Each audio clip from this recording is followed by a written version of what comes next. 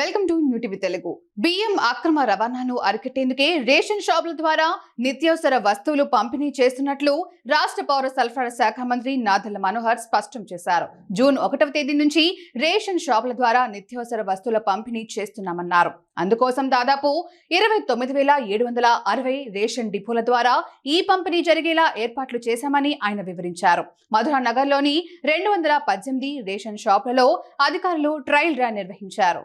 ప్రతి నెల 1వ తారీఖు నుంచి 15వ తారీఖు వరకు ఉదయం 8 నుంచి 12 వరకు, మళ్ళీ సాయంత్రం 4 నుంచి 8 వరకు ప్రజల కోసం నిరంతరంగా ఉపయోగపడే విధంగా ఒక వ్యవస్థ ఉండేది.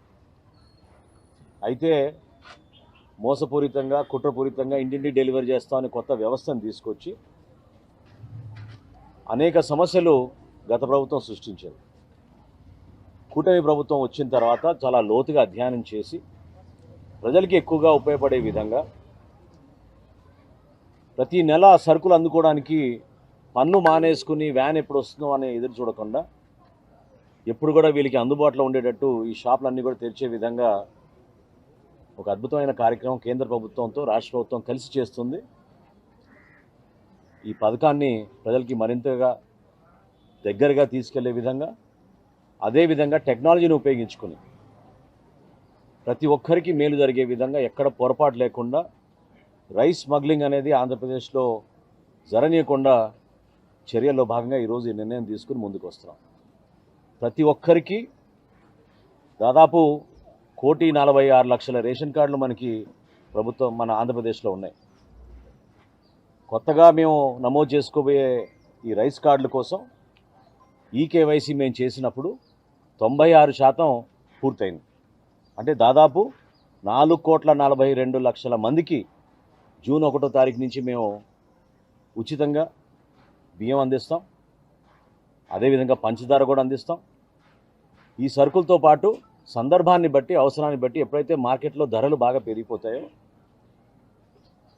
కందిపప్పు కానివ్వండి, లేదా వంట నూనె కానివ్వండి, తప్పకుండా ప్రజలకి పౌర సరఫరాల శాఖ నుంచి గౌరవ ముఖ్యమంత్రి గారు చంద్రబాబు నాయుడు గారి ఆధ్వర్యంలో, అదేవిధంగా ఉప ముఖ్యమంత్రి గారు పవన్ కళ్యాణ్ గారి సూచనలతోటి ఒక మంచి కార్యక్రమం ప్రజల్లో తీసుకెళ్ళడానికి ముందుకెళ్తున్నాం. దీనికి మేము ఏ విధంగా సన్నద్ధమయ్యామంటే, మా కమిషనర్ గారు ఒక యాప్ తయారు చేసి ప్రతి షాప్ ఫోటో తీసుకుంటున్నాం. ప్రతి షాపులో సరుకులు ఎంతవరకు వచ్చినాయని చూసుకుంటున్నాం. 29,760 ఫేర్ ప్రైస్ షాపుల్లో కూడా ఈ రోజుకి 92% షాపుల్లో ఆల్రెడీ ఇన్స్పెక్షన్ జరిగింది, సరుకులు కూడా చేరిపోయినాయి. ఇంకా మిగిలిన 6-7% ఈ సాయంత్రానికల్లా పూర్తి అయిపోతాయి. అదేవిధంగా డీలర్లు కూడా ఇబ్బంది కలగకుండా ఉండడానికి కోసం వాళ్ళకి ఆ మెషిన్లు, ఈ ఈపాస్ మెషిన్లు కూడా ఉచితంగా సర్వీస్ చేసేటట్టు మా సిబ్బంది ఏర్పాటు చేశారు.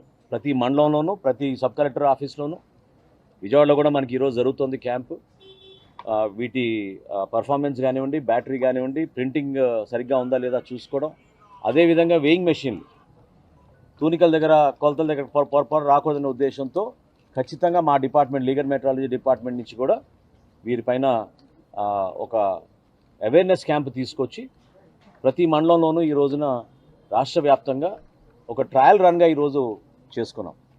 సో ఈ పర్టికులర్ డిపో 218 చాలా సీనియర్, ఆయన దాదాపు 30 సంవత్సరాల నుంచి ఆయన నిర్వహిస్తున్నారు. హరిప్రసాద్ గారు, శివప్రసాద్ గారు, పసుపులెట్టి శివప్రసాద్ గారు. సో ఆయన ఆధ్వర్యంలో ఈ ప్రాంతంలో దాదాపు 1,540 రేషన్ కార్డులకి ఆయన జూన్ 1వ తారీఖు నుంచి సరఫరా చేస్తారు. అందులో దాదాపు 60 నుంచి 70 వృద్ధులు, దివ్యాంగులు, వాళ్ళందరికీ కూడా ఇంటింటికి ఖచ్చితంగా సరఫరా జరుగుతుంది. దయచేసి ఎవరు ఎటువంటి అనుమానాలు పెట్టుకోబాకండి. జూన్ 1వ తారీఖు నుంచి 5వ తారీఖు లోపే ఏ విధంగా ఒక మార్పు తీసుకురాగలిగామో, ఏ విధంగా ప్రజలకి మరింత మెరుగైన పాలన అందించే విధంగా ఇంటి వద్దకే వాళ్ళకి రేషన్ తీసుకొచ్చి వృద్ధులకు, దివ్యాంగులకు ఏ విధంగా మేము సేవా కార్యక్రమాలు చేస్తున్నామో రాష్ట్ర వ్యాప్తంగా రేషన్ డీలర్లు అందరూ కూడా సమాయుక్తమయ్యారు, సిద్ధంగా ఉన్నారు. ఆ మార్పుని ఖచ్చితంగా రాష్ట్ర ప్రజలకి, మన రాష్ట్ర భవిష్యత్తుని దృష్టిలో పెట్టుకుని తీసుకునే నిర్ణయం.